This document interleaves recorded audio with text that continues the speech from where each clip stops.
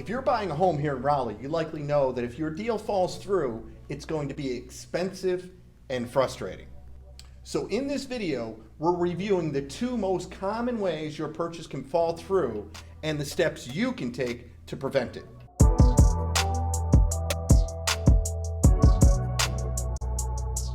The two most common ways your home purchase can fall through are home repair issues and a short bank appraisal. So if you're under contract at $250,000 and the bank appraises the home at $240,000, you will have to make up the $10,000 difference, and that's on top of the money you are already expecting to bring. And it may surprise you that in a hot market like Raleigh, bank appraisals are more likely to come up short because prices are increasing faster than comparable homes are closing.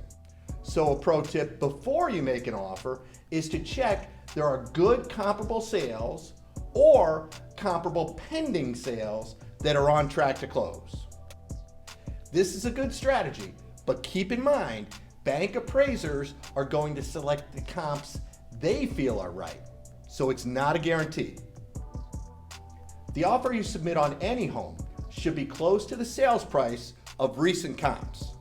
In this situation, a good way to structure your offer is to declare a max amount you're willing to make up for in the event of a short appraisal. Say, for example, you're willing to make up $4,000 in the event of a short appraisal, and your offer is accepted at $250,000. If the bank appraises the home at $240,000, with your stipulation, what will happen is that the new purchase price will be based on the short appraisal of $240,000 plus the stipulated makeup of $4,000, making the new price $244,000. So in this scenario, you would have paid less than what you initially offered, and you prevented the deal from falling through. That's how you negotiate like a pro. Recognizing if the home you want to buy is at risk for a short appraisal and negotiating this stipulation in advance can protect you and the seller from the deal falling through. If you still have questions, we have a whole other video dedicated to short appraisals and how to prevent them. Click in the description below to see that. Now on to the second most common deal killer, home repairs. If you find a potential repair problem in advance of the inspection, it can save you from losing time and money.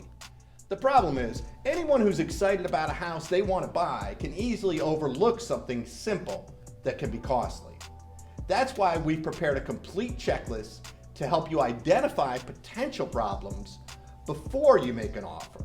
So click below to get a copy of the checklist. The seller has no obligation to make any repairs. Homes are sold as is. Some sellers will make repairs, but there's no guarantee. So if you don't do a self-home inspection and instead wait for a professional inspector, then you've already put in your due diligence, inspection, and probably your appraisal fees. Now, if the seller refuses to make a requested repair, either you'll lose all that money because your deal fell through, or you'll get stuck with a home that needs a repair you thought the seller should have made. If you uncover a concern in advance, you can discuss it with the seller to see if the seller is willing to make the repair or provide financial concessions.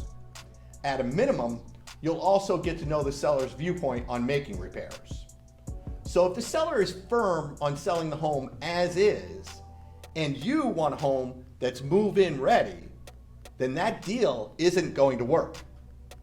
That's why it's best to learn this early so you can avoid this issue and save time and money. The last thing you could do to safeguard your deal from falling through and make your offer more appealing is to propose a similar stipulation to what we discussed with respect to short appraisals. When the inspector finds more than 1,000 of repairs, the buyer will typically ask the seller to fix the items. So what you can do to outcompete other buyers is to structure your deal so that you won't request any repairs the inspector points out above a higher limit. For example, say $3,000.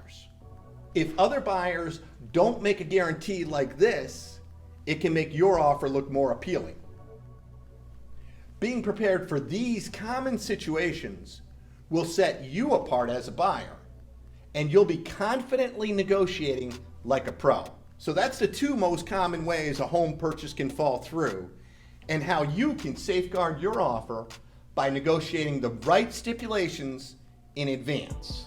That's all for this video. Like and follow for more great content, and click below to get our buyer guarantee, and you'll be seeing homes within 2 hours of when they come on the market. You'll get a live walkthrough, which will save you the time and hassle of rushing to see a home only to learn it has an obvious flaw.